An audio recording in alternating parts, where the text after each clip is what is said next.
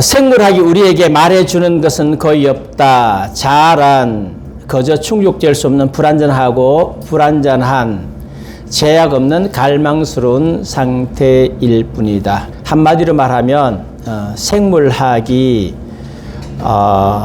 특별하게 어떤 개체에 대해서 질서를 말한다거나 목표를 말한다거나 그런 것은 없다. 생물학에서 얻을 수 있는 것은 아무것도 없다. 소위 말하는 과학도 우리가 믿을 수 없다. 그것이 포스트 모던주의자들의 생각인데 이렇게 한마디로 요약을 하고 있습니다. 포스트 모던하고 진화론은 또 밀접한 관계가 있습니다. 사실상 이 생물학을 논할 때에 진화론이냐 창조론이냐 둘 중에 하나입니다. 우리 예수 믿는 분들은, 기독교인들은 창조론을 믿고 있습니다. 하나님께서 창조하셨는데 또 이슬람은 알라가 창조했다 그렇게 믿고 있습니다. 그러나 다른 이론들, 다른 세계관, 세속적 인본주의나 또 공산주의나 뉴에이지나 포스트 모던은 모두 다 하나님을 부정하기 때문에 그들은 궁극적으로 진화론의 바탕을 깔고 있다라고 말씀드릴 수 있습니다. 하나님을 부인하면 진화론을 지지할 수밖에 없습니다. 그것밖에 대안이 없기 때문에 그렇습니다. 그런데 이제 어떤 진화론을 주장하느냐 하는 게 중요하죠. 고전적 다윈주의입니다.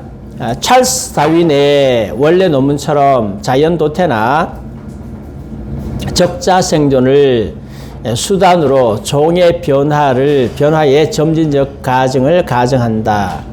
원래 진화론은 점진적으로 변화했죠. 아메바부터 시작해서 수많은 세월을 거쳐가면서 조금씩 진화를 해가서 결국은 인간에까지 이르렀다 하는 것이 종래의 원래 진화론입니다.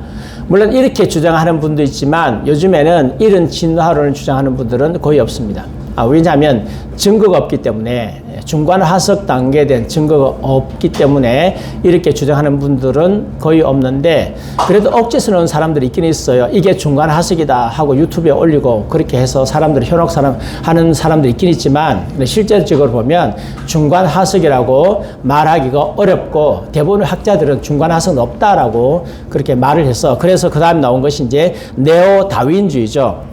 1930년부터 유행하기 시작했는데 유전적 돌연변이에 의한 변화를 포용하고자 다윈의 자연도태 이론을 더 확장시켜서 어느 날 돌연변이가 있었다. 돌연변이가 있었는데 그 돌연변이가 계속 유전적으로 더 발전하고 그래서 진화가 이루어졌다라고 이야기를 하고 있는 것이 네오 다윈주의입니다. 그러니까 돌연변이에서 어느 날 진화가 왔다.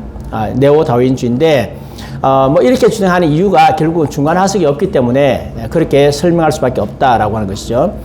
그 다음에 이제 최근에 나타난 이론이 최근이라 하더라도 1970년대이니까 한 50년은 됐겠죠.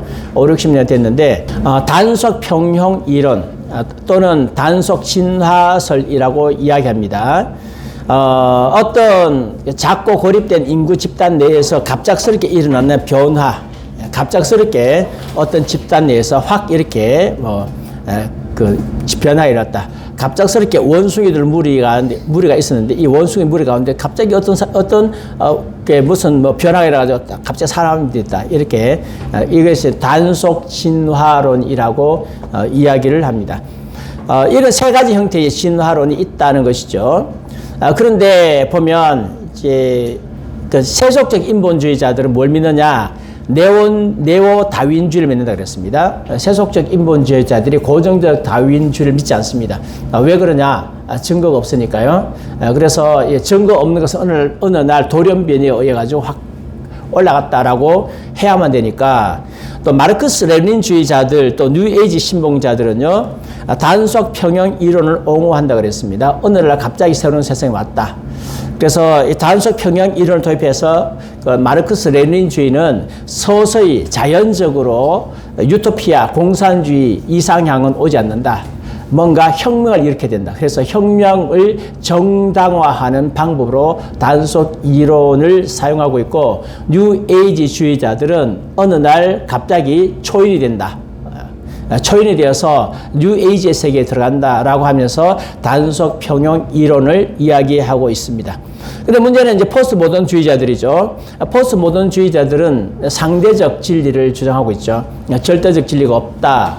그래서 어떤 이론을 주장하면 그것이 절대화되기 때문에 그것을 주장하는 것을 굉장히 꺼리는 경향이 있습니다. 그러면 왜 꺼려야 할까? 두 가지 이유 때문에 꺼려야 합니다. 첫 번째는 포스트 모던주의가 과학자가 아니라 문학 비평가와 철학자들 사이에서 시작되었기 때문에 그래서 그들은 어떤 무슨 내러티브, 메타 내러티브 그러죠. 거대한 담론, 거대한 이야기. 진화론도 일종의 거대한 담론이잖아요. 거대한 그 스토리, 내러티브니까 그런 것을 무시하죠. 무시하다 보니까 이 과학자가 아닌 사람들이 인정하기는 굉장히 좀 어려웠다. 만약에 이 포스트 모던주의자들이 과학자에서 시작되었다면 이야기 좀 달라졌을 수도 있습니다. 그럼 과학자가 아니니까 과학적 정보를 모르니까 일단은 자기들 이야기해놓고 난 후에 밀어붙이는 그런 성향이 있겠죠. 그 다음에 이제 앞서 언급된 세 가지 진화론의 유형이 그 자체로서 생명의 기원과 발달에 대한 거대한 소사잖아요. 거대한 이야기잖아요. 이야기니까 포스트 모던주의자들은 대소사나 메타내러티브가 없다 그랬죠. 한 집단 내에서는 이야기가 있을 수 있는데 집단 내에서는 진리가 있을 수 있는데 인류 전체를 통과하는 진리는 없다라고 말하기 때문에 결국은 진화론을 인정을 할 수 없어요. 그렇다고 창조를 인정하느냐? 창조론도 메타내러티브라 인정할 수 없죠. 그러면 결국 뭐가 되죠? 자기들의 고유한 견해가 없죠. 그런데 고유한 견해를 가지지 않는 거죠. 아예 외면해 버리는 거지. 창조냐 진화에 대해서 외면하는데 사실상 외면하기 어려워요. 이게 외면한다고 되는 게 아니거든요. 그래서 뒤에 가보면 결국 그들이 채택을 해요. 어떤 포스트 모던주의자들은 네오 다윈주의 쪽으로 가고 어떤 포스트 모던주의자들은 단속 평형주의로 가고 그렇게 가요. 자기들의 사상하고 모순되게 하더라. 그런 이야기입니다. 기독교인 작가 낸시 피어스 이분인데 제가 이분이 지은 책을 한 권 가지고 있습니다. 굉장히 좋은 이만큼 두꺼운 책인데 아주 책을 잘 쓰신 분이에요. 그리고 제가 이제 그동안 각각의 사진을 많이 인물 사진 많이 보여드렸죠. 그동안 봤던 인물들이 다 어두워, 얼굴들이. 근데 이분 얼굴은 되게 밝잖아요. 역시 크리스찬은 얼굴에서 표시가 난다. 이분의 이야기를 좀 해드리려고 합니다. 몇 년 전에 보스턴 대학교의 학회에서 과학과 포스트 모던주의에 대한 몹시 진지한 논쟁을 목격했다. 진기가 아니고 진지한 논쟁을 목격했다. 포스트 모던주의 철학자들은 메타 내러티브가 존재하지 않는다라고 주장하면서 운을 떼었다. 이제 메타 내러티브 이런 이야기 해도 알아들으시겠죠? 네. 사실 이 메타 내러티브 이런 용어를요, 알아듣는 것은 쉬운 일이 아니에요. 근데 공부하지 않은 분들은 무슨 말인지 몰라요. 또 이야기해도 잘 와닿지 않아. 근데 우리는 이제 공부를 많이 해서 이제 알죠. 다시 말하면 지배적인 보편적 진리가 없다는 것이죠. 지배적인 인류 전체를 놓고 설명할 수 있는 그런 보편적인 진리는 없다. 창조론, 그 다음에 진화론 이런 것이 없다. 과학자들 대표로 반응한 자는 노벨상을 받은 물리학자 스티븐 와인버거였는데 그는 말하기를 그렇지만 메타 내러티브가 있는 것은 사실이다. 어쨌든 진화가 존재하기 때문이다. 노벨 물리학상 받은 분이 어쨌든 메타 내러티브가 있다. 당신들은 없다 말하지만 그건 사실이다 라고 이야기를 했어요.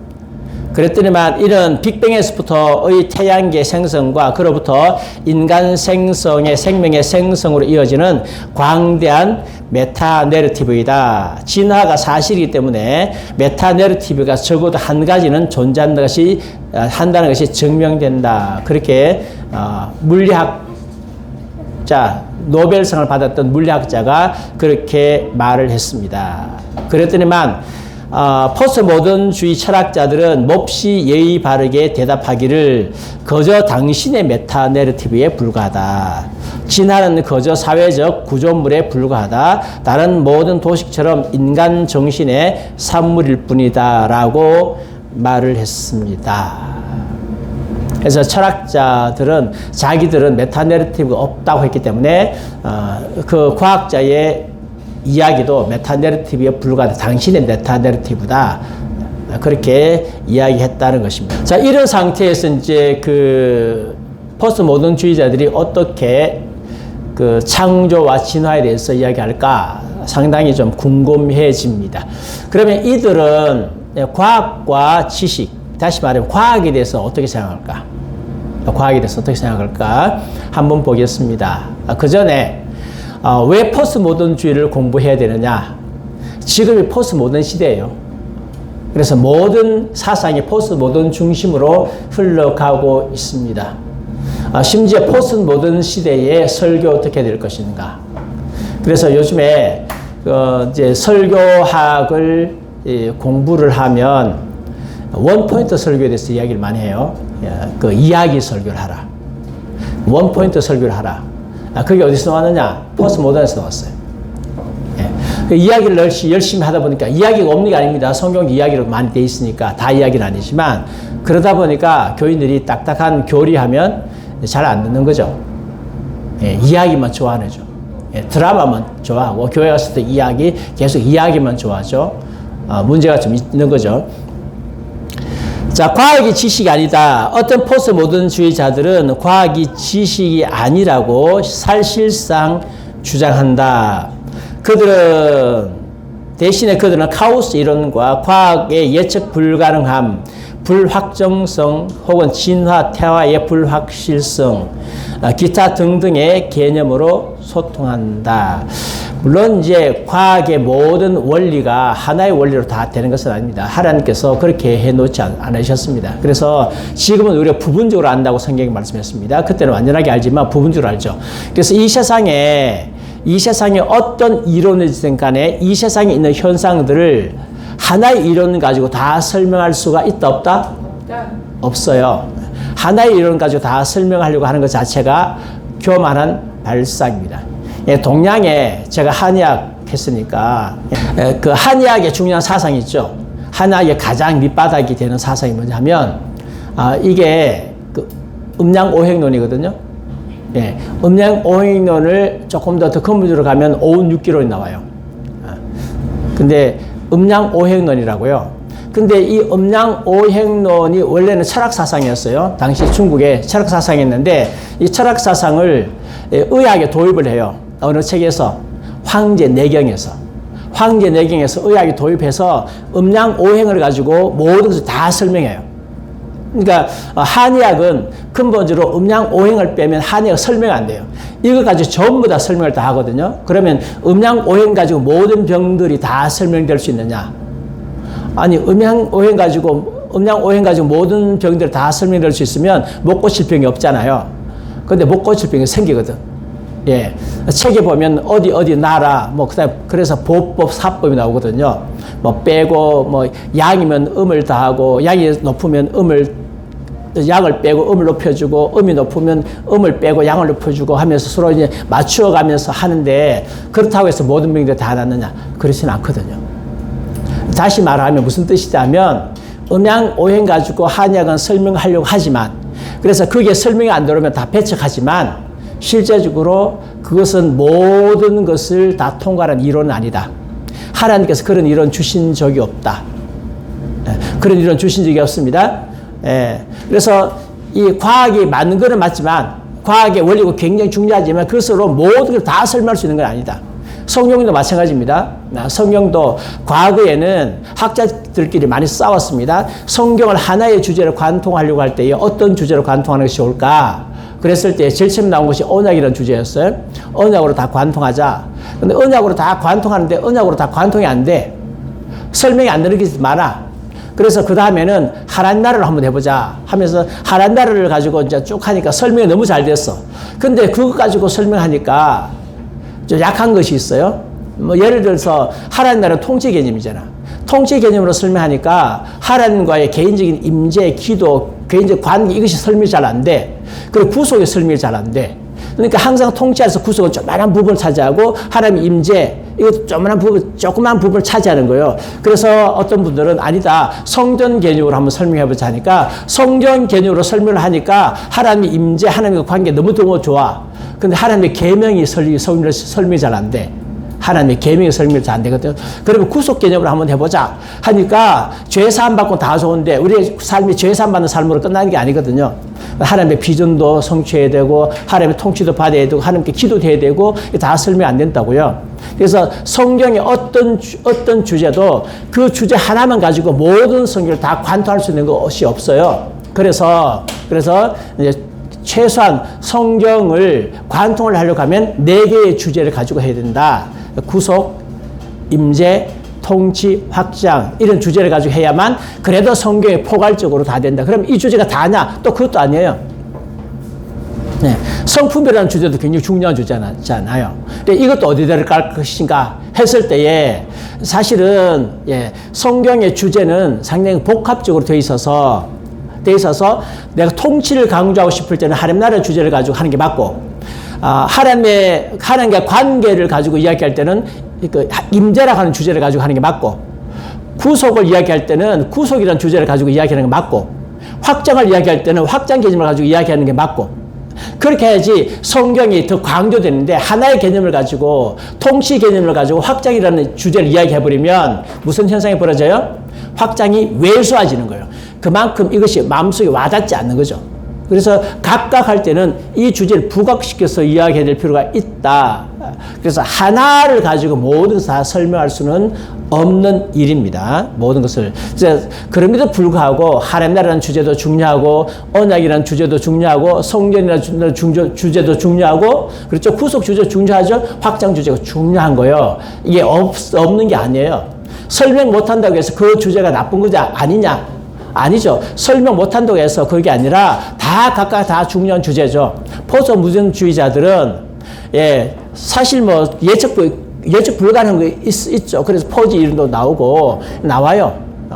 실제적으로 우리가 설명할 수 없는 자연계 현상들이 있어요. 그럼 그것을 이만큼 부각시켜서 과학 법칙이 없다라고 말하면 안 되죠.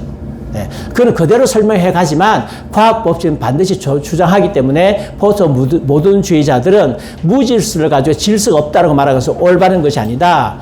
질서는 반드시 있고 과학은 반드시 있고 과학적 법칙은 반드시 있다라고 이야기하는 것이 맞습니다.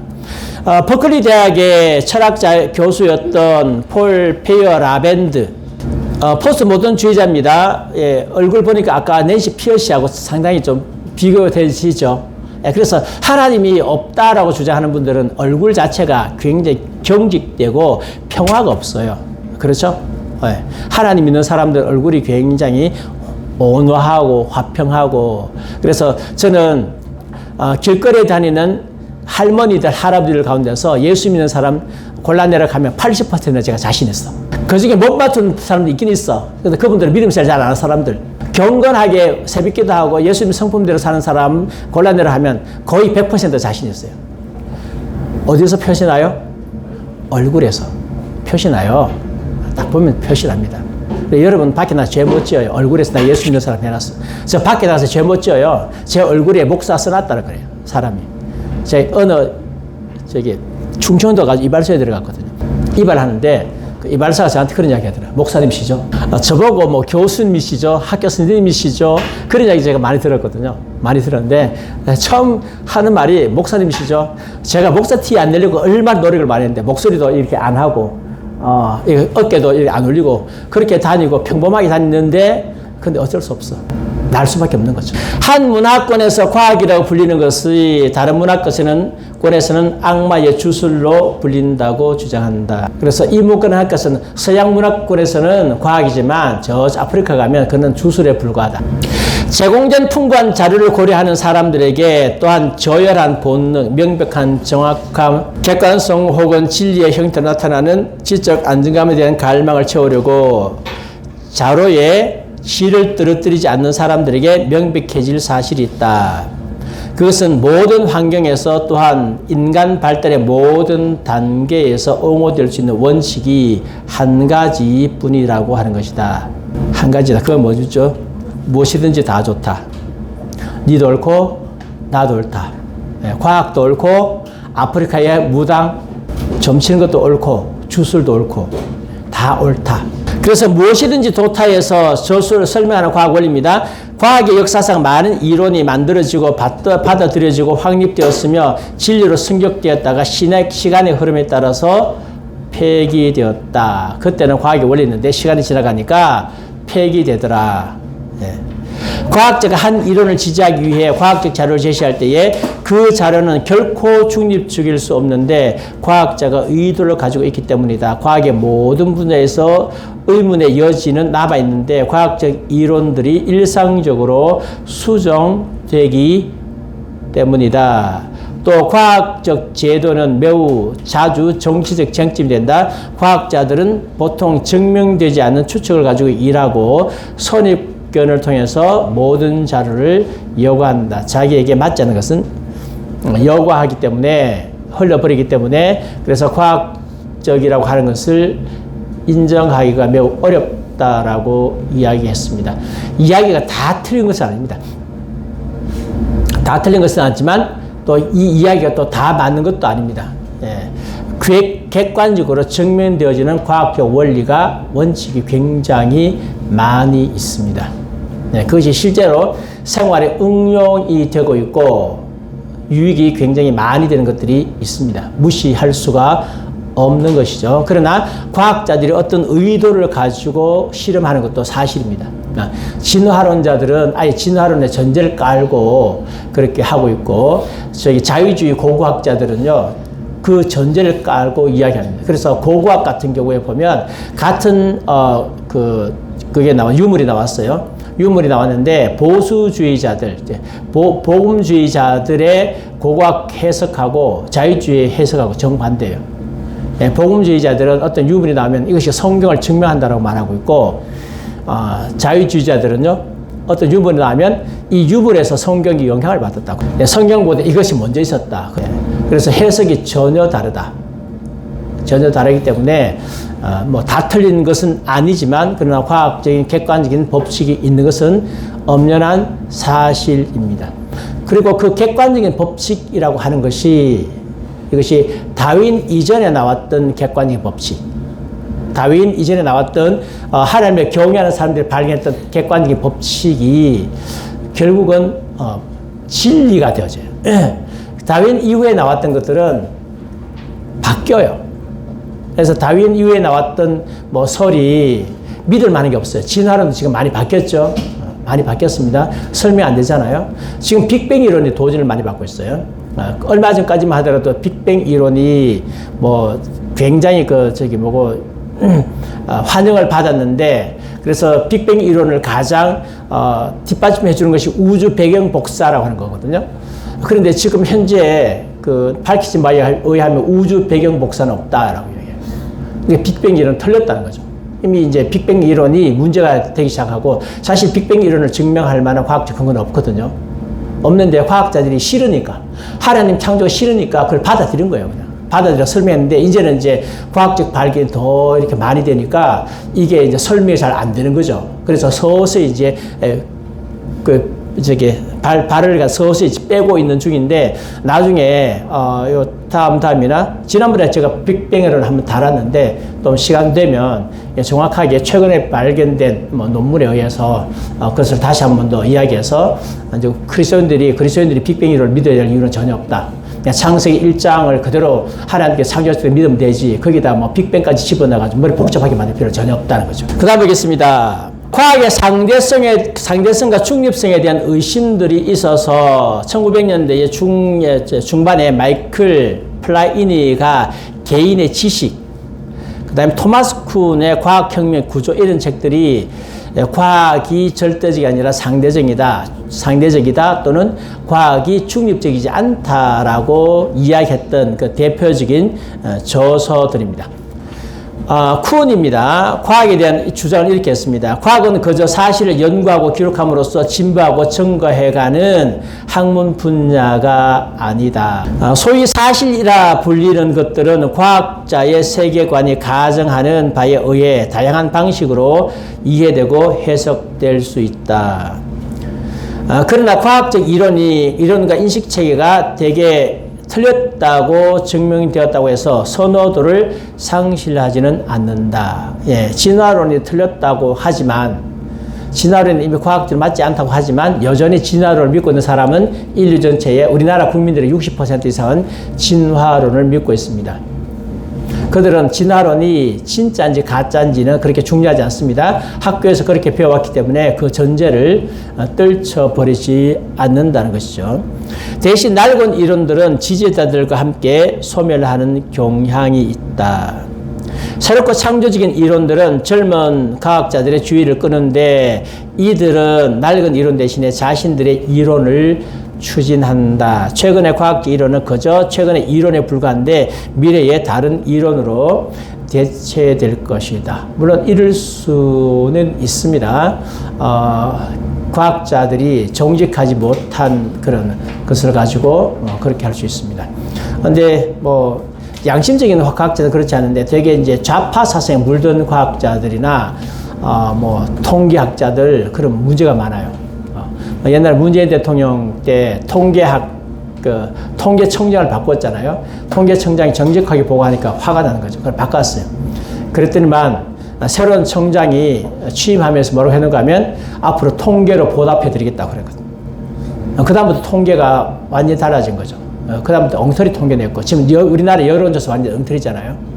엉터리고 그 여론을 갖다 조작해 놓고 난 후에 그 다음에 부정성으로 그것을 맞춰가고 하는 그런 현상들이 지금 벌어지고 있지 않습니까? 과학자들도 올바르지 못하는 과학자들이 과학을 갖다가 이렇게 삐뚤어 사는데 그들은 목적을 위한 수단을 정당화하기 때문에 그렇게 하죠.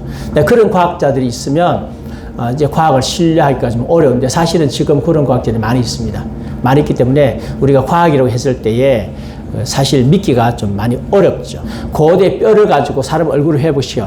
과연 뼈 해골 가지고 사람 얼굴이 회복될까? 제가 보기에는 상상도. 그 사람 수염이 났는지 안 났는지 어떻게 알아요? 상상도를 갖다가 그려놓으면 사람들이 그것을 진짜로 믿는 거죠. 그런 것들이 과학에 없는 것은 아니지만 그러나 과학의 객관적인 것은 있는 것은 사실입니다. 그렇다고 해서 과학 자체를 무시하면 안 되죠.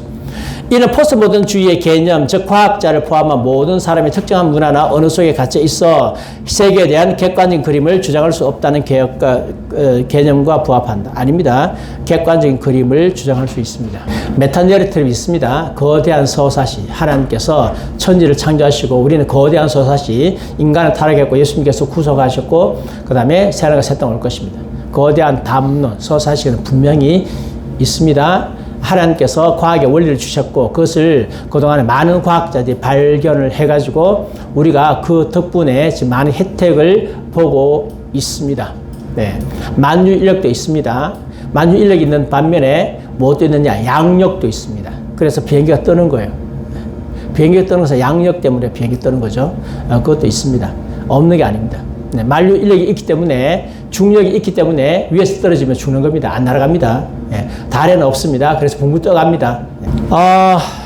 이 양반들이 그 다음에 이제 그 수학도 포스트 모던 수학을 만들었어요. 만들어서 수학의 1+1은 2다, 2+2는 4다. 이것이 좀 객관성이 좀 의심스럽다라고 또 주장했습니다. 당연히 그 나오겠죠.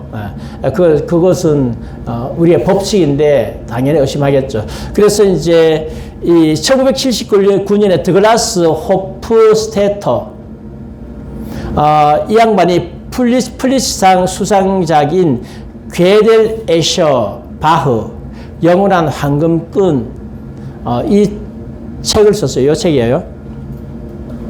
여기서 이제 수학의 객관성이 좀 의심스럽다라고 이야기하는 것이 포문이었습니다. 그래서 그거를 이어가지고 마르샤 애셔라고 하는 양반이 여기 이 책입니다. 이 책. 애셔라고 하는 양반이 민속수학, 수학적 생각엔 다문화적 시각이라고 하는 책을 썼습니다. 포스트 모던이죠.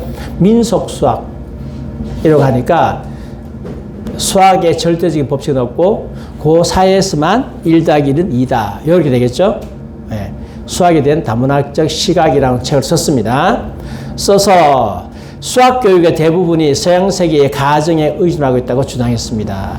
타문화는 삼각형, 정삼각형의 빗면과 같은 개념을 공유할 필요가 없다. 왜 우리나라 사람들이 삼각형 배워야 되고 정삼각형 배워야 되고 로그 배워야 되는지 인수분해 배워야 되는지 그럴 필요 없다. 그 사람들의 수학이고 여기는 그런 수학이 필요 없다라고 주장을 했죠. 그러니까 수학은 모든 사람들의 공통된 법칙이 아니다. 복잡해지죠. 그러면요. 뭐가 복잡해지죠? 셈법이 달라져.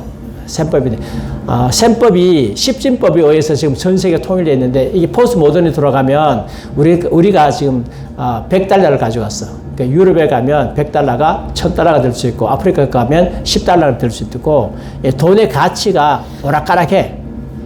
기준이 없죠. 예. 케이스 마크도 없어지는 거죠. 예. 냉장고 만들 때도 케이스를 못 만들어. 케이스를 만들면 안 돼. 그들에게 안 맞죠.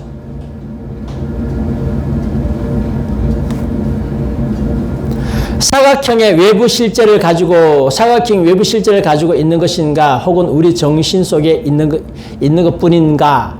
그래서 포스트 모던에 물든 교사들이 미국에서 수학을 가르치는데 1+1은 2가 아닐 수 있다 이렇게 가르치니까 그 물든 아이들이 이제는 수학적 개념이 없는 거죠.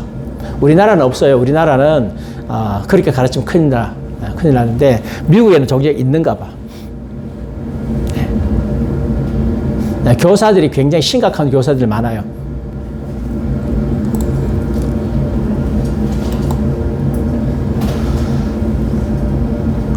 포스트 모던의 메타 내러티브에 대한 혐오와 과학의 객관성에 대한 의심에도 불구하고 삶의 근원과 관련된 설명을 내놓을 것을 요구당할 때 포스트 모던주의자들은 창조론을 제외한 무엇을 가정할 것이다. 무슨 뜻이에요? 예. 그들은 메타 내러티브 없다 그래요. 과학의 객관성 없다 그래요. 근데 그러면 당신은 삶의 근원이 어제 생명이 어디서 왔느냐? 설명 좀 해봐라. 라고 이야기하니까 그들이 제일 먼저 제외하는 건 뭐라고요? 창조론을 제일 먼저 제외해. 그러면 뭐밖에 안 남아요? 진화론밖에 안 남잖아. 그러니까 그들은 부인했는데 결국은 설명은 진화론 가지고 설명할 수밖에 없더라. 그런 뜻입니다. 모순이죠. 이런 이유로 포스트 모던주의자들은 유일한 대안을, 즉 다양한 진화의 형태 중 하나를 받아들인다. 그래서 결국은 진화를 받아들일 수 없다라고 해놓고 결국은 진화론을 가지고 설명을 하더라. 포스트 모던주의자들은 어떤 진화론을 믿느냐 하면 전통적인 진화론은 안 믿어요. 네오 다원주의를 선택하는 포스트 모던주의자들이 있습니다.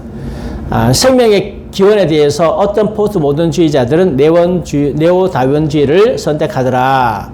네오 다원주의가 뭐냐? 새로운 종의 생성은 고립된 집단의 우연한 돌연변이와 오랜 기간의 자연 도태에서 기여한다.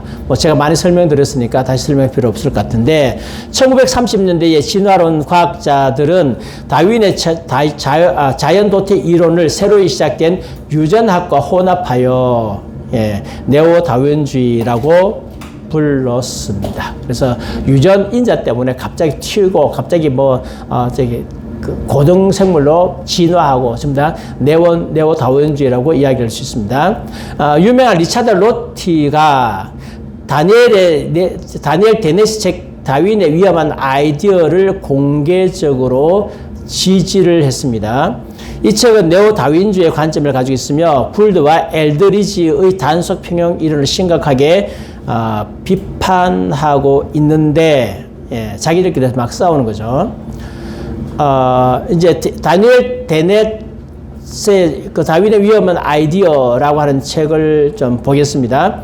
다윈주의에 대한 가장 흔한 오해는 자연 도태에 의한 진화가 우리 인간을 만들어가는 과정이라는 것을 다윈이 보여주었다는 생각이다.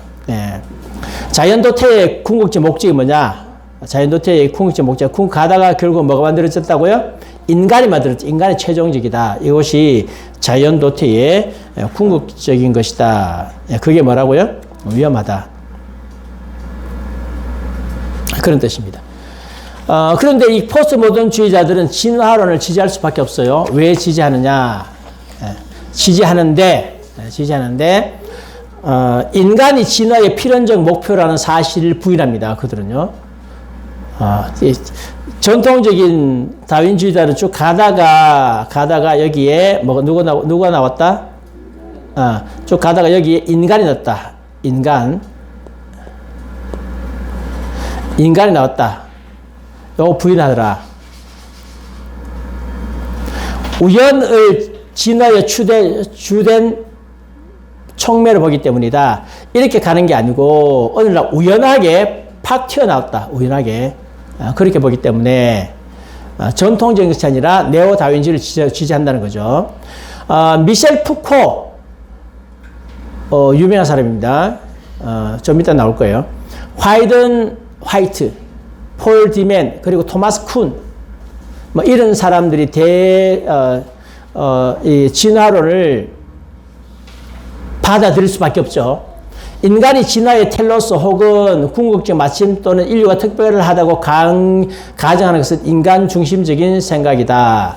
진화의 텔로스라고 하는 것은 끝이라는 말도 되고 목표라고 하는 말도 됩니다. 성경에 그리스도는 율법이 마침이 되셨느니라 로마서 10장 4절 말씀에 마침 되셨다라고 하는 것은 율법의 끝이라는 말씀도 되고 그래서 이제 율법 시대가 종료되었다는 뜻도 되지만 율법의 목표가 되었다는 뜻도 됩니다. 신학자들이 뭐 나뉘어가지고 열심히 싸우고 있습니다. 나중에 로마서 강의를 혹시 하면 좀 자세하게 좀 다루려고 합니다. 그래서 인간은 진화의 마지막이 아니다. 궁극적 마침도 아니다. 인류가 특별하다고 가정하는 것은 인간 중심적인 생각이다. 라고 이야기를 하면서 인간은 우주의 중심도 아니고 생물의 중심도 아니다. 인간이 진화의 텔로스가 아닌 세 가지 이유. 첫 번째, 과학이 종교적 신화를 무너뜨렸다. 현대과학은 아담과 하와의 초기 종교적 신화를 무너뜨렸으므로 절대 하나님이 인류를 어떤 특별한 목적을 위해서 창조하셨다고 하는 것을 믿을 수 없다. 아담과 하와가 신화, 역사적 사실이 아니라 신화라고 딱 하니까 하나님이 창조하신 것이 없어지는 거죠. 그 유실론적 진화론자들에 의하면 결국 하나님이 창조하신 것은 아메바예요. 인간을 창조하면 안 되죠. 아메바를 창조해놓고 아메바 이전에 유기물을 창조했겠죠. 유기물을 창조해놓고 하나님이 섭리하고 역사하셔가지고 그것이 아메바가 되고 그것이 좀 섭리하고 역사하니까 뭐 일엽충 없는데 삼류충이 되고 섭리하고 역사하시니까 물고기 되고 양수로 되고 또 섭리하고 역사하시니까 그 다음에 또 이렇게 뭐 파충류 이렇게 쭉쭉 갔잖아요. 사람이 또 됐잖아요. 유신론이 진화론인데 일단은 없어지니까 신화가 없어지니까요. 하나님이 어떤 특별한 목적을 위해서 사람을 만드셨다? 그런 건 없다. 그런 건 없습니다. 그래서 포스트 모던주의자들은 인생의 목적이 없기 때문에 목적을 위해서 살라고 하는 것이 말이 되지 않는다. 그래서 그들의 이론에 의하면 노세 젊어서 놀아 늙어지면 못 놀아니 최고다. 우리나라 옛날에 그런 노래 있었죠. 술 먹고 마을마다 할 때 맨날 노세 젊어서 놀아 늙어지면 못 놀아니. 좋은 노래 아닙니다. 팝송 가운데 레디비가 있어요. 레디비 있죠. 있는데 그 내비도 적은 내비도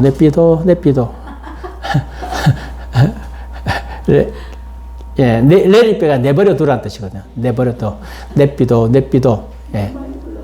건들지 마. 나 그냥 내비도. 우리말하고 영어하고 굉장히 비슷하죠.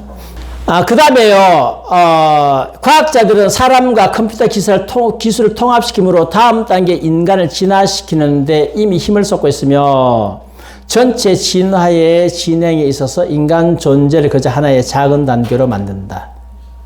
그래서 요즘에 이제 인간과 컴퓨터의 조합해가지고 실제적으로는 아직까지 좀 미지수긴 하지만 영화에서는 이미 있죠. 영화에서는. 사람과 정도. 그렇죠. 뭐 보니까 사람이 여기만 사고 나가지고 여기만 살았어. 밑에 다 죽었어. 그래가지고 밑에다가 컴퓨터 부속 장치 다 해가지고 살려가지고 초인간 되고 어떤 사람은 머리가 머리를 갖다 싹 바꿔가지고 완전히 머릿속에 집어넣어가지고 뭐 초슈퍼맨 만들고 하는 그런 영화들은 지금 심찮게 볼 수 있습니다. 그래서 그런 영화 보고 나면 인간은 정말 하찮은 것에 불과하게 느껴지는데, 예. 그게 이제 그들이 말하고 있는 진화죠. 진화니까 인간이 중심이 될 수 없다. 예. 영화 세계나 있을 수 있는 것들을 그렇게 말하니까 지금 인간은 결국은 중요하지 않다. 그래서 호모 사피엔스, 는 별로 중요하지 않다. 여러 가지 모든 종들을 고려해 볼 때 호모 사피엔스 인간이 별로 그렇게 중요한 게 아니다라고 주장을 합니다. 스티븐 제이 굴드, 박테리아는 지구상의 지배적인 생명의 형태이며 그래왔다. 언제나 그래왔다. 그런즉 굴드는 우리가 스스로 특별한 종이라고 생각하거나 진화가 어떤 방식으로 인류를 염두에 두었다고 믿는 것은 오만이다. 왜냐하면 우리의 수는 너무 적고 저들의 수는 너무 많기 때문이다. 인간은 너무 적어. 박테리아는 우리보다 몇 배가 더 많을까요? 왜 나빠요? 수십조 배가, 수백조 배가 더 많죠. 인간 한 명당 박테리아가 몇 개가 있겠습니까? 한 몇 쪽에 있는? 네. 거기다가 여기만 하나로 박테리아가 우주에 별만큼 많을 거라. 별보다 더 많이 커요. 네. 그러니까 이렇게 말을 했습니다. 어떤 사람은, 어떤 포스트 모던주의자들은 단속 평형 이론을 받아들입니다. 그들은 우연이라고 하는 것이 굉장히 매력적이라고 생각합니다. 토니 잭슨이 말했습니다. 다윈의 이론에 대한 우리의 논의를 종결짓는 데에 굴드의 우연에 대한 포용은 그를 동시대의 다윈주의자 중 가장 포스트 모던한 자로 만든다. 우연은 굴드가 변화의 이론을 제창하게끔 이끌었는데 이는 단속 평형 이론이라 불리며 전통적인 점진성의 이야기보다는 갑작스러움과 불연속성에 강조를 둔 것이다. 네, 갑작스럽게 뭐가 된다라고 이야기를 하면서 단속 평형 이론을 받아들였습니다. 그는 다윈주의에서 토마스 쿨이나 미셸 푸코에 해당하는 사람이다. 쿨은 굴드가 그랬듯이 사실상 역사적 기록은 점진자들의 누적에 의한 점진적 발달 이야기를 지지하지 않는다고 말한다. 이해가 되시죠? 그래서 굴드, 쿨드 그리고 다른 이들은 과거에 대한 점진적 역사는 그저 독단적인 의견이다. 소위 말하는 점진적 진화론이라고 하는 것은 독단적이다라고 주장을 합니다. 안에 있는 내용들은 다 이해하실 필요는 없고 읽어보면 다 쉽죠. 왜? 화석 기록이 없다. 실제로 화석 기록은 한 종족이 점진적으로 다른 종족으로 변화되는 것을 확실하게 보이지 않는다. 그래서 쭉 있다가 갑자기 이렇게 됐다. 반대로 종족들은 화석 기록의 한 형태에서 다른 형태로의 점진적인 이행 증거를 그다지 남기지 않는 채 갑작스럽게 나타난다. 이쪽에 있다가 갑작스럽게 이런 형태 나타나지 이렇게 쭉 가지를 않더라 이거죠. 그래서 그들은 단속 평형 이론을 받아들입니다. 단속 평형 이론. 이 이론을 받아들입니다. 누가 했느냐? 나일 엘드레지, 스티븐 제이 굴드. 이 사람들이 단속 평형 이론을 받아들였습니다. 그래서 이제 그 포스트 모던주의자들은 진화론을 거대 담론이라서 부인했는데 결국은 생명의 기원에 대해서 이야기를 하니까 결국은 네오 다윈주의자가 되든지 단속 평형주의자가 되든지 둘 중에 하나가 되더라. 스스로 모순에 빠졌죠. 그래서 여러분이 논리를 잘 이렇게 하면 포스트 모던주의자라고 싸우는 것도 되게 쉽습니다. 왜냐하면 그들은 진리가 없는데 그들이 말하는 것 자체가 진리가 아니라 말하는 것 자체가 당신이 말하는 것 자체가 당신의 진리가 나에게 진리가 아니다. 싸우는 것이 그렇게 어렵지 않습니다. 이제 포스트 모던주의자들 가운데 가장 유명한 사람이 미셸 푸코입니다. 미셸 푸코가 어떤 이야기를 했는지 하면 괴물 이야기를 했어요. 괴물 이야기를 했는데 푸코가 누군지 하면 1926년에서 1984년까지 살았던 프랑스의 철학자입니다. 처음에는 구조주의와 관계를 맺은 푸코는 현재 탈구조주의와 포스트 모더니즘 철학에 연관을 띈다고 평가받는 저서들을 집필했는데 본인은 또 포스트 모던주의자가 아니래. 그런데 포스트 모던주의의 가장 핵심적인 인물이 미셸 푸코입니다. 그의 사상은 다양한 학문 분야에 영향을 미쳤고 그 중에서 특별히 언론, 정보학, 인류학, 사회학, 문학 이론, 페미니즘, 비판 이론 등에 큰 영향을 끼쳤습니다.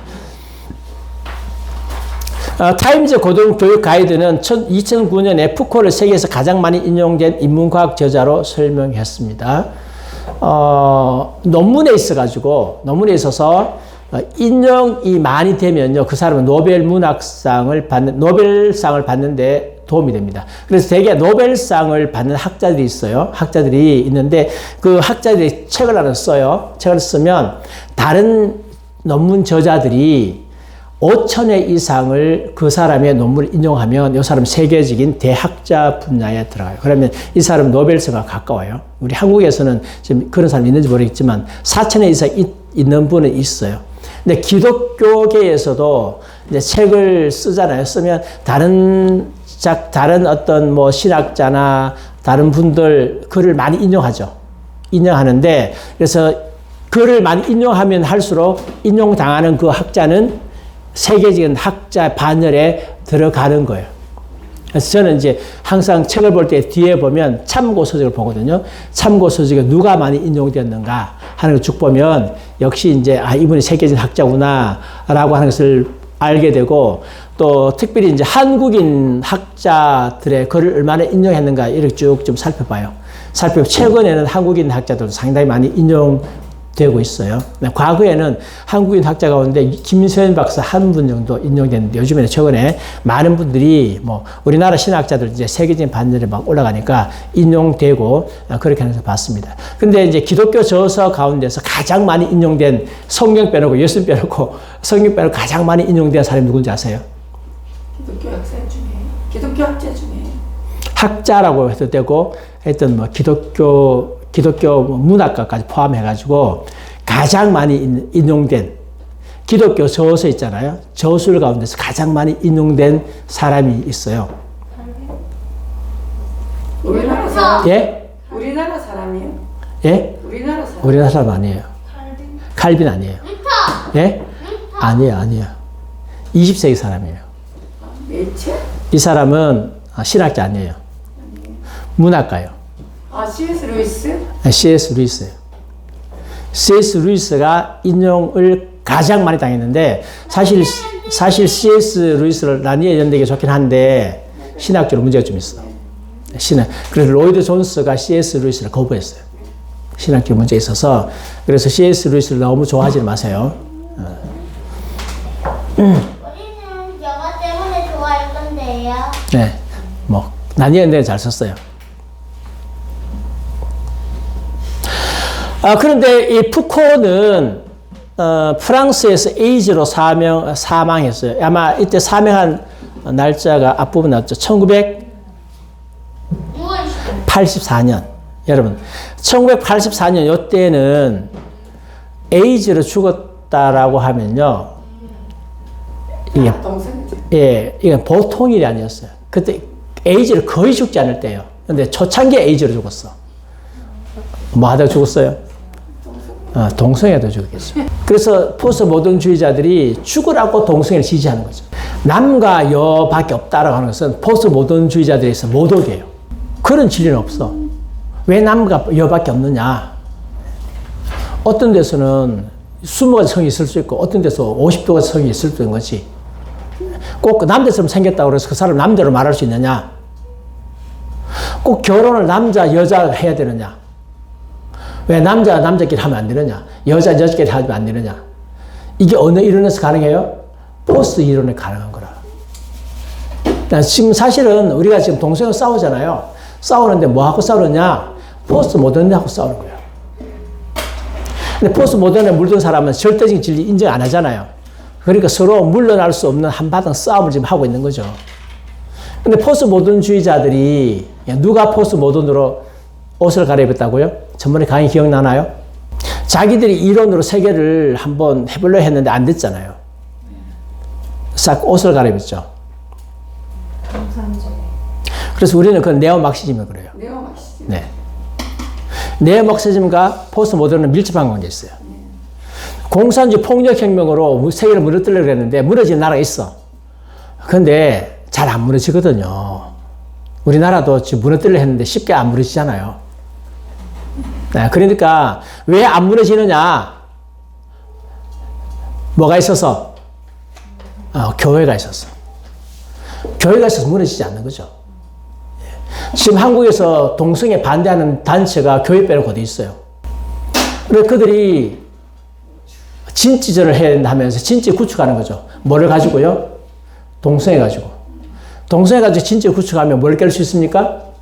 교회를 깰 수 있잖아요. 그리고 교회가 약화되면 그 다음에는 공산주의 세상이 될 수 있는 거죠. 교회가 사라지면 그들이 뭐 동성애자들이 진짜 좋아가지고 동성애 천국 만들어주기 위해서 계속 동성하겠습니까? 결국 그것을 가지고 깨는 것은 교회잖아. 교회를 깨야 되죠. 교회가 무너지면 지금도요. 지난 정권 시절 때에 나라 공산을 만들려고 얼마나 노력했어요. 근데 안 무너졌잖아요. 왜? 성도들이 목숨 걸어놓고 나갔어요. 목숨 걸어놓고 나가지고 태극기 흔들고 그랬잖아요. 쉽게 안 무너지는 거라. 헌법 개헌하려고 해도 못했고. 그래서 끝까지 지금 하고 있는 게 뭐죠? 동성애. 동성애를 하려고 하면 금방 사람들의 사고가 바뀌집니까? 안 바뀌잖아요. 그래서 누구부터 바꾼다고? 초등학교 아이부터 바꾼다고. 교과서를 바꿔버리겠어요. 52가지 성, 남자와 남자끼리 하는 것, 다문화를 받아들여라. 다문화 받아들이는데 그거 꼭 하나 끼는 것이 있죠. 그게 뭡니까? 동성결혼 받아들여라. 나쁜 거 아니다. 그렇게 하나씩 교과서 다 끼워 넣어. 아이들이 그 훈련을 받고 나중에 자라, 사회에 나와. 그러면요. 자연스럽게 받아들이죠. 근데 교회 가니까 목사님이 동성애 나쁘다 그러고 남자 여자하고 결혼했는데 그러니까 무슨 시대에 뒤떨어진 이야기를 하시냐고. 그래서 청년들이 교회를 떠나요. 거기다가 캐캐묵은 창조론 하나님 6,000년 전에 만들었다. 창조하셨다. 그러니까 무슨 이런 교회가 있어. 다 떠나버린 거예요.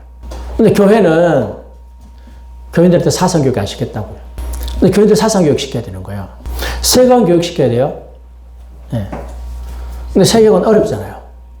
준비하기도 어렵고, 인기도 별로 없어가지고 좀 100회 넘는 게 힘들어. 근데 해야 되죠. 왜요? 지금 벌써 이런 사상 가지고 다 지배하고 있는데 교회가 언제까지나 맨날 이론은 형편없고 무조건 믿으라만 하고 그랬어야 되겠어요. 준비 잘 시켜야 됩니다. 아이들한테 잘 설명해가지고 그렇게 해가지고요. 하나님을 믿을 수 있는 기반을 마련해야 됩니다. 이것이 세계관 교육이다. 뭐 공산주의들만 교회 쳐들어오는 게 아니고 진화론자들만 교회 쳐들어오는 게 아니고 각종 사상주의자들이 교회를 막 쳐들어오고 교회를 부수고 있기 때문에 그런 것을 잘 무장해야 됩니다. 근데 이 푸코는 단속 평행 이론을 지지했습니다. 네, 다윈의 점진적 진화론에 필수적인 연속성이 자연에 없다. 없더라. 다윈이 그렇게 말했지만 필수적인 연속성은 없더라.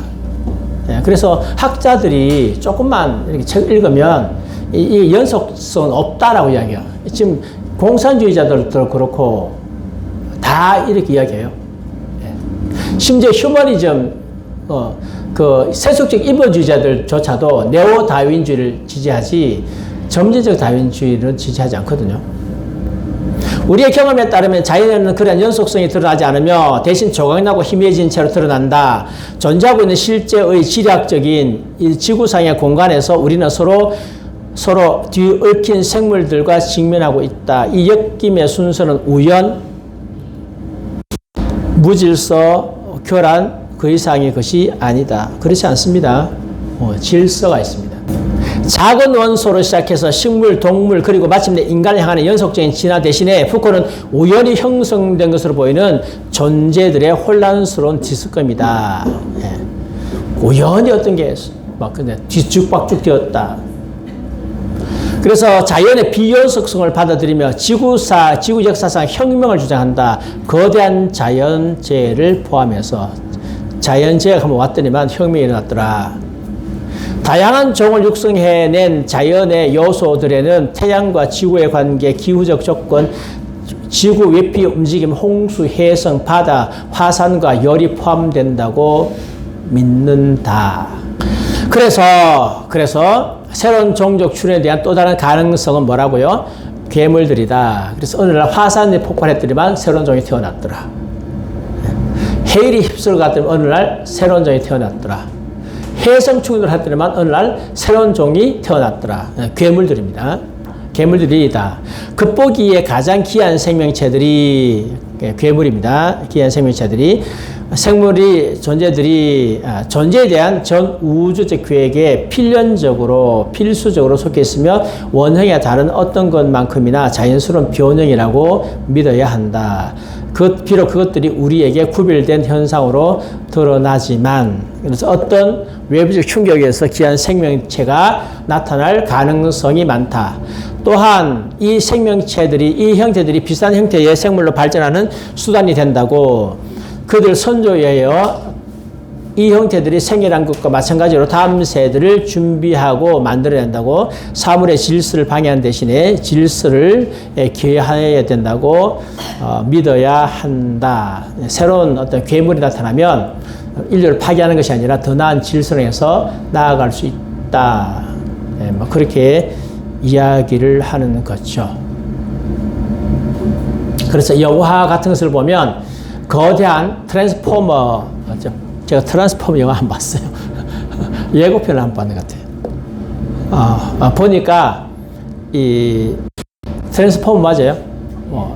트랜스포머가 하나는 선한 포머, 하나는 나쁜 포머. 서로 싸우다가 나중에 선한 포머가 이기죠. 거대한 괴물도 두 종류의 괴물 나오겠죠. 선한 괴물, 나쁜 괴물 나오다가 나중에 선한 괴물을 이겨서 선한 괴물을 통해서 또 다른 세계로 진입하게 된다. 있을 것 같아요. 철학자니까 이런 이야기 하지. 과학적으로 가능합니까? 불가능한 이야기입니다.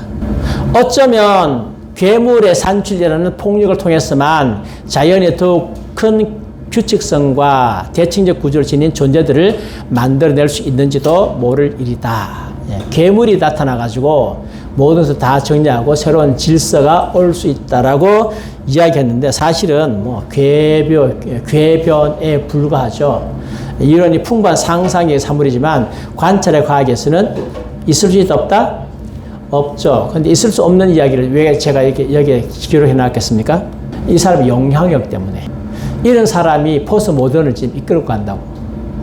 괴물 이론을 주장하는 사람들이 포스트 모던 이론을 이끌고 가니까 사람들이 어느 순간에 괴물이 나타나서 우주를 정리해 줄 것이다 라고 생각을 하게 되는 거죠. 그래서 그 괴물들을 열심히 만들어냅니다. 할리우드에서 뭐하고 연합해가지고 뉴에이지하고 연합해서 열심히 괴물을 만들어서 괴물이 지구를 구하고, 뭐 슈퍼맨을 구하고, 스파이더맨 나오고, 뭐가 또 나오나요? 슈퍼우먼도 나오고, 하여튼 그런 영화 제가 안 봐서 잘 모르겠는데 많잖아요, 그런 영화. 히어로 영화는 많이 나와요. 네. 옛날에는 로키, 슈퍼 히어로, 영웅. 이게 또 종류가 두 가지예요. 하나, 미국인이 세계를 구한다. 아놀드 슈왈제네거. 스테건. 하여튼 그런 영화 있잖아요. 옛날에 로키가 나와가지고, 그 이름 못해. 나와가지고 하고, 권투하고, 그 다음에 있잖아요. 그렇게 쭉 하고. 그러다가 이제 요즘에는 또 이런 트랜스포머 같은 거 나오고. 자, 이제 결론 내렸습니다. 포스트 모던주의자들의 극단적 결론을 거부하라. 기독교인들은 쿤의 불확정성 이론에서 자연히 이어지는 현 시대의 포스트 모던주의자들의 극단적 이론을 받아들일 필요가 없다.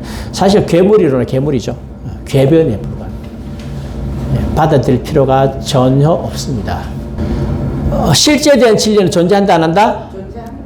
기독교인들이, 과학자들이 편견과 선입견을 품고 있다고는 사실을 인정하긴 하지만 실제된 진리가 존재할 수 있다고 강력히 주장한다.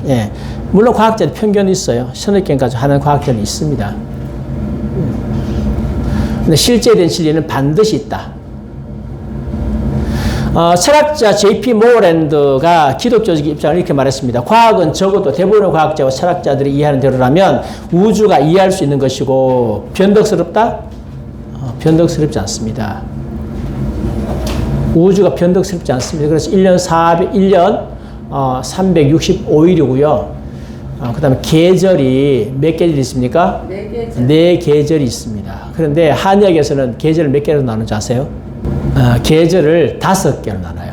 그래서 봄이 있고요. 그 다음에 여름이 있는데, 그 다음에 여름 뒤에 장하라고 해가지고 하나 더 이렇게 해요. 그리고 가을 있고 겨울이 있습니다. 방향도 있죠. 동서남북 있고요. 그 하계도 있죠. 중앙이 있습니다. 중앙이 있고, 그 다음에 목화, 토, 금, 수 5개가 있죠. 그렇게 하고 이것이 서로 이제 잘 조화가 돼가지고 그래서 인간의 건강에 영향을 많이 미친다라고 이야기해요. 자, 기후와 인간 환경 변화와 건강은 밀접한 관계를 맺고 있습니다. 그래서 기후에 따라서 이렇게 인간이 잘 조절하면 병이 안 걸리죠. 뭐 예를 들면 겨울에 옷을 벗고 다니면 어떻게 될까요? 네. 감기 걸리죠. 한의학적으로 말하는 풍사가 침입하는 거죠. 굉장한 질서로 되어 있습니다. 정신과 감각이 실제에 대한 정보를 준다고 수학과 언어가 세계에 적용될 수 있다고 지식의 획득이 가능하다고. 또한 자연은 한결같아서 과거에서부터 미래에 대한 귀납적 추론을 또한 전자와 같이 확인된 현상에서 확인되지 않는 현상으로 귀납적 추론을 할 수 있다. 그래서 이런 것을 잘 하면 좋은 기계도 나와요. 전자. 그래서 의료기기도 뭐 초음파, 고주파, 저주파, 요즘에 사실 또 양자 이런 것들이 전부 다 과학적 발견에 의해서 그래서 뭐 초음파나 또는 저주파나 고주파나 또 양자나 이런 것들이 되게 이제 물리학에 의해 가지고 이렇게 나오거든요. 이제 과학자들이 하는 거예요. 우리 같은 사람 죽었다 깨어나도 그런 기계 못 만들어. 근데 과학자들은 만들어내요. 실제로 우리의 삶에 큰 영향력을 객관성을 거부하는 것은 실수이며 포스트 모던주의가 역효과를 낳으며 심지어는 허무주의다. 객관성 거부하면 안 돼요. 있습니다. 객관성을 거부하면 우리가 믿을 수 있는 그것이 하나도 없습니다. 양자 파동을 만드는 기계를 샀는데 오늘은 양자 파동 만들다가 내일 초음파 나오고 내일 저주파 나오고 모레는 전자파 나오고 그 다음에 자외선 나오고 이렇게 나오면 그 기계 쓰겠습니까? 하나님께서 질서를 주셔서 양자 파동기 하면 계속 양자 파동이 나오는 거예요. 세게도 할 수 있고 좀 적게도 할 수 있지만 그 파동이 나와가지고 우리 몸에 굉장히 큰 유익을 주거든요.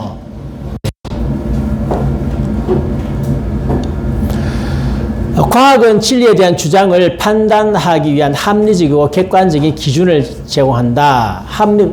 합리적이고 객관적인 기준이에요. 그래서 실험이 가능해요. 자, 과학자들은 뭘 하느냐? 처음에는 가정합니다. 전제를 씁니다. 이론을 가지고 전제를 써요. 지금 이 양자 파동기를 가지고 어떻게 하면 무슨 결론이 나올 거다라고 하는 것을 먼저 이렇게 이론을 먼저 세워요. 세우고 난 후에 그 다음에 나중에 이제 실험해요. 세포를 가지고 실험합니다. 실험 쭉 했는데 나중에 실험 결과가 자기 이론하고 딱 맞아 들어가잖아요. 맞아 들어가면 그 다음에 논문 발표를 해요. 이렇게 실험했는데 이것이 이런 결과가 나왔습니다. 발표를 하면 그 다음에 이 논문이 인정받아요. 그러면 그것이 신뢰할 만한 것이 됩니다. 굉장히 중요한 건데 이게 전부 다 원리가 있기 때문에 가능하죠. 그래서 실험이 가능하고. 의료계에서 굉장히 중요한 것은요, 어떤 뭐 약을 만들든지 어떤 실험 기계를, 치료기를 만들든지 했을 때에 동일한 결과가 나와야 돼요. 어떤 사람은 낳는다, 어떤 사람은 안 낳는다, 그러면 안 돼요. 그래서 실험할 때에 제가 우리 의대 교수님한테 들은 이야기인데, 어떤 약을 임상 실험하잖아요. 임상 실험하면 4,000명을 먹였는데 동일한 효과가 나타나야 돼요. 4,000명. 그랬을 때에 그것이 통과돼가지고 약으로 나오는 거예요. 몇 사람은 먹고 좋았다, 몇 사람이 좀 효과 있었다, 느낌이 좋았다? 안 되는 거죠. 어떤 기계를 만드는데 그 기계를 하니까 느낌이 좋았다. 그게 안 되고 실제로 사진을 딱 찍어봤을 때 염증이 없어져야 되는 거예요. 그 부위에. 뭐 염증이 없어졌는 것 같아. 그래가 되는 게 아니라 사진을 딱 찍어요. 딱 찍어봤을 때 실제로 없어져야 그것이 의료 기기가 되는 거예요. 분명 과학은 만국 공통어가 되어 문화적 배경이 무엇이든 관계없이 남녀에게 말한다. 관계없습니다. 아프리카 사람들한테도 통하고 다 통하는 거예요. 과학에서 사용된 수단들은 사물이 어떻게 작용하는지에 대한 설명과 무수한 유용한 적용을 생산해왔다. 가장 신랄한 비평가들도 없이 살 수 없는 문명의 이기들을 포함한다. 포스트 모던주의자들은 현대과학과 기술이 제공하는 모든 안락함과 편리함을 즐기지만 누구처럼요? 우리나라 좌빨들처럼 자유민주주의 혜택을 누리면서 자유민주주의를 파괴하려고 하고 자기 자녀들은 미국에 다 유학 보내놓고 미국 반대하고 있고 맨날 북한한테 얻어 터지면서 맨날 북한을 어떻게 하고요? 추정하고 있고 여러분 제가 그 동상 하나 보고 깜짝 놀랐는데 지금 휴전선에 북한에서 이렇게 인사하고 있는 동상이 있대. 보셨어요? 돈 줘라니까 그거 가지고 미사일 만들어가지고 핵 만들어가지고 남한을 지금 위협하고 있는데 맨날 보내주고 과학이 토대로 삼고 있는 근본적인 전제들을 부인한다. 과학이 냉장고 발견하고 발명했잖아요. 과학이 에어컨 발명했지 않습니까? 이거 다 과학이라. 저 돈풍기도 과학이고 이것도 과학이고 저것도 과학이고 다 과학이라. 전기도 과학이고 전부 다 과학인데 다 무시해놓고 맨날 전기불 켜고 맨날 선풍기 틀고 맨날 에어컨 밑에서 있고 자동차 타고 다니고 다 과학이잖아. 근데 이런 말도 안 되는 것들이 지금 전 세계를 장악해가지고 국민들의 전 세계 사람들의 사상을 깔아먹고 있잖아요. 그러니까 이거 밝혀야지. 밝혀가지고 이 따르지 말라고 해야 되는데 사람들이 따르고 있죠. 예. 영화는 전부 이런 영화 만들려고. 이것은 포스트 모던 세계관의 모순을 드러내며 그것을 의지할 것이 못 된다는 것을 드러낸다. 그렇죠? 의지할 게 못 되죠. 이런 거 믿어서 뭐 하시겠어요? 알아야 되죠. 우리는요. 네. 방송에 나서 헛소리를 하고 있고. 그러면 보고 저놈 헛소리 하는구나. 알아먹어야 되죠.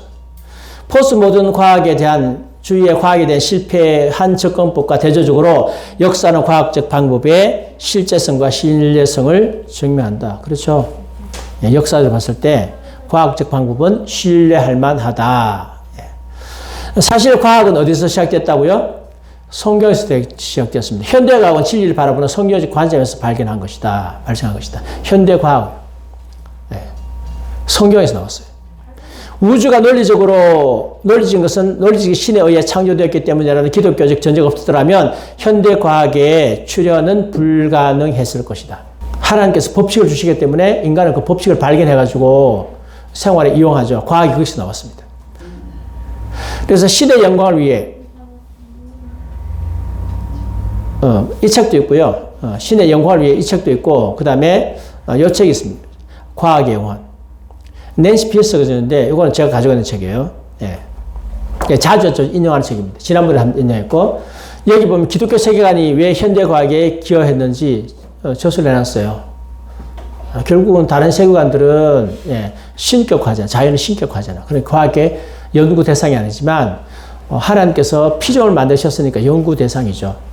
그래서 우리가 열심히 연구를 했고 종교개혁자들이 그 연구하라고 격려했고 칼빈이 그렇게 했고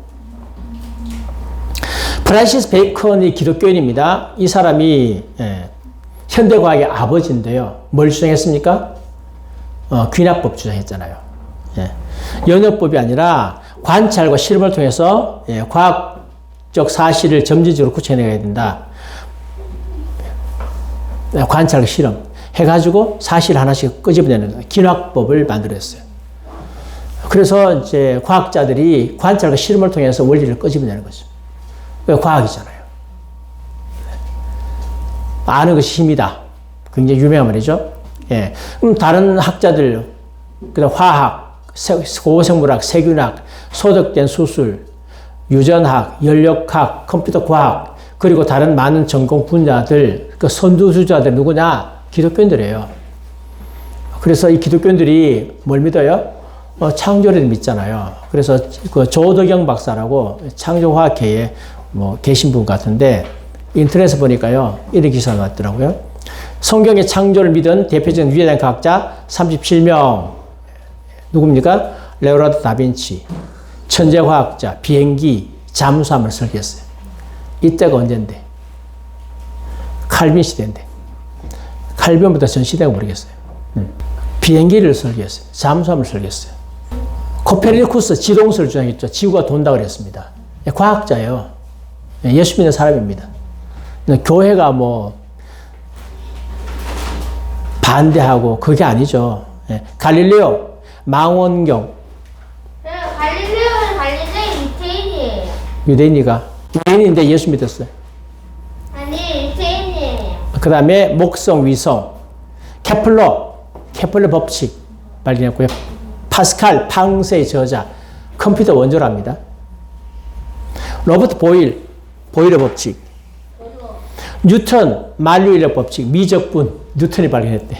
라이프니츠, 이 사람들 미적분 발견. 프랭클린, 나침반, 미적분 이건 아닌 것 같아.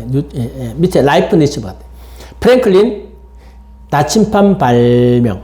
린네, 식물학, 생물 분류학의 아버지. 오일러, 수학 기호 파이 사용. 오일러의 각종 법칙. 프리스틀리, 산소 발견. 달톤, 원자론. 마이클 패러데이, 아인슈타인이 인류 최고의 과학자로 칭한 초등학력의 과학자. 사무엘 모르스, 오늘날 통신혁명의 원조. 여러분, 모르스 부호 아십니까? 따라락 하는 거. 옛날에 전보 쓸 때 그렇게 했잖아요. 따라락. 이게 모르스 부호예요. 누가 발견했다고요? 사무엘 모르스. 예. 근데 누가 발견했는지 모르면, 그 이름 있잖아요. 이름 대하면 돼. 예. 그 다음, 매튜 머리, 바닷길 해로 발견. 심프성경, 수술을 위한 마취제 발견. 멘델, 유전법칙. 파스테르, 예방주사법 발견. 파브러, 곤충학자. 그 다음요. 켈빈, 연력학 절대온도 과학용어로 에너지 최초 사용. 조셉 리스터, 소독법 발견. 조지 워싱턴 카버, 현대 농화학의 아버지. 라이트 형제, 최초 비행기 성공. 예, 그 다음요. 폰 브라운, 1969년 인류 최초로 달 착륙에 큰 공헌. 조지 키비의 고생물학, 비교해부학의 아버지. 베이컨, 경험철학 과학자. 조나단 에드워즈, 누구예요? 예, 미국 최고의 철학자, 신학자이면서 당대의 물리학 천문학의 전문가라고 했어요. 놀랍죠? 예. 신학도 최고봉이고, 철학. 예. 미국 철학이학 때 조나단 에드워즈 꼭 들어갑니다. 리처드 오웬, 공룡을 최초 다이노소라 명명한 영국 자연사 박물관장. 맥스웰, 영국 천재과학자 맥스웰 방정식. 로버트 훅, 현미경의 아버지. 플레밍, 투극, 이극 라디오 정류기 발견자. 윌리엄 더햄, 최초 비속도 측정 과학자 겸 성직자. 아가시스, 멸종 오류 연구의 선구자. 찰스 벨, 신경학 대헌장, 뇌해부학의 새로운 개념 저술. 윌리엄 하비, 피해 순환 발견. 험프리 데이비드, 영국 과학자 단체 왕립회장, 협회 회장, 여론 운동임을 발견했습니다. 예.